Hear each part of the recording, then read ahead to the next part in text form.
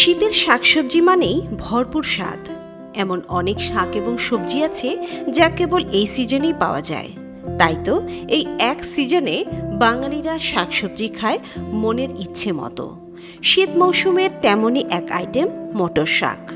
শীত ছাড়া এর টিকিটিও খুঁজে পাওয়া যায় না।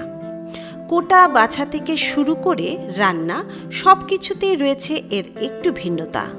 চলুন তাহলে দেখে নেই কী সেই ভিন্নতা। এই হলো আমার মটর শাক।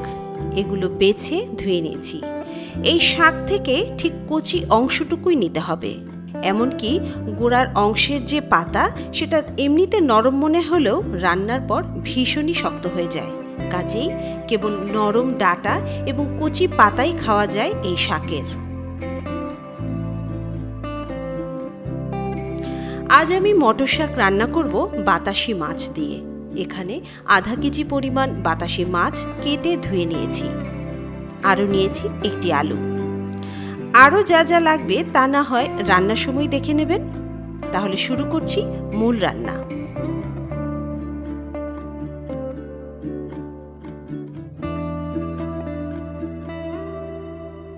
কড়াইতে 1.5 টেবিল চামচ পরিমাণ তেল দিলাম। তেলে দিয়ে দিলাম প্রথমে পেঁয়াজ কুচি।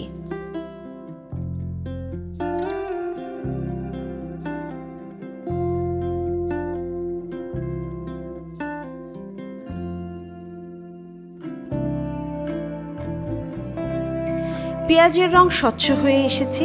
এখন দিয়ে দিলাম দেশি রসুন কুচি।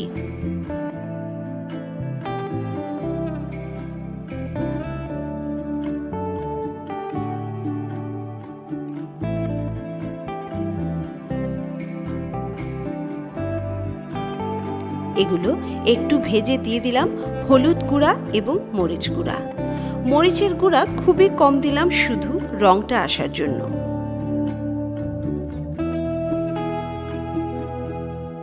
এরপর দিলাম সামান্য আদা পেস্ট এবং জিরা পেস্ট।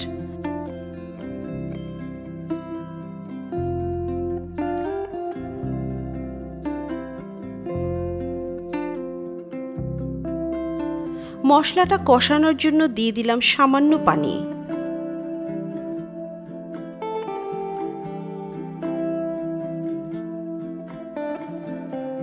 এই অবস্থায় দিয়ে দিলাম কেটে রাখা আলুগুলো। আলু সহ মশলাটা কিছুক্ষণ কষিয়ে নেব।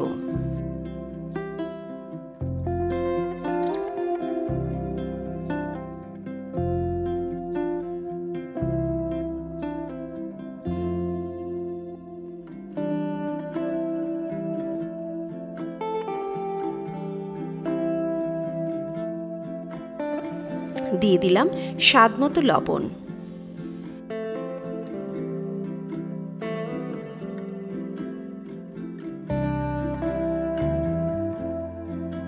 আলুগুলো একটু ভাজা ভাজা হয়ে এসেছে, মশলাও কষানো হয়ে গেছে। এখন দিয়ে দিলাম মাছ।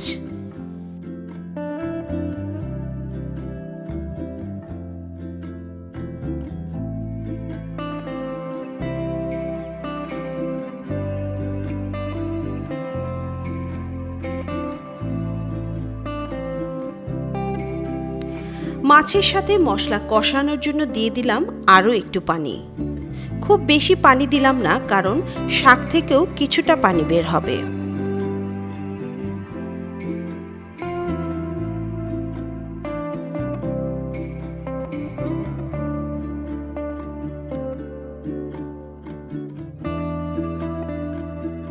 মাছ কষানো হয়ে গেছে।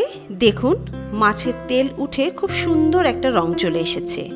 এই পর্যায়ে আমি শাকগুলো বিছিয়ে দিয়ে দেব।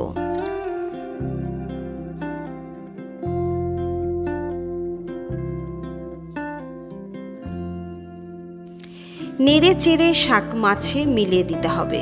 তবে কোনো অবস্থাতেই শাক ঢেকে রান্না করা যাবে না, তাহলে শাকের রং নষ্ট হয়ে যাবে।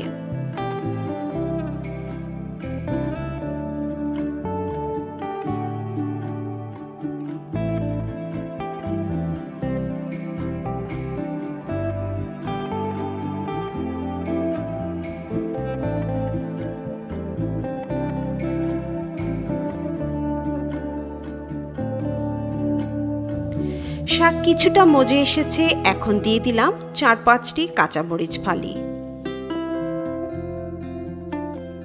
শাক মজে পানি উঠতেও শুরু করেছে।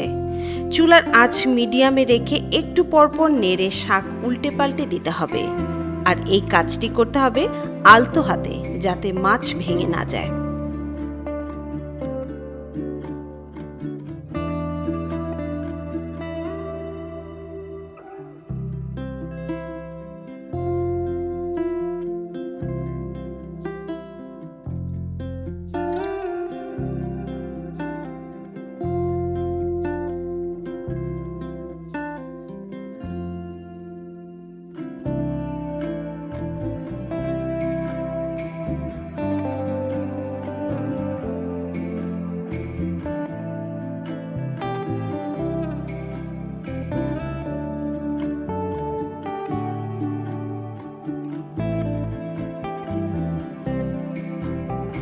শাক সিদ্ধ হয়ে গেছে, মাছগুলো আস্ত রয়েছে আর খুব মিষ্টি একটা গন্ধ বের হচ্ছে।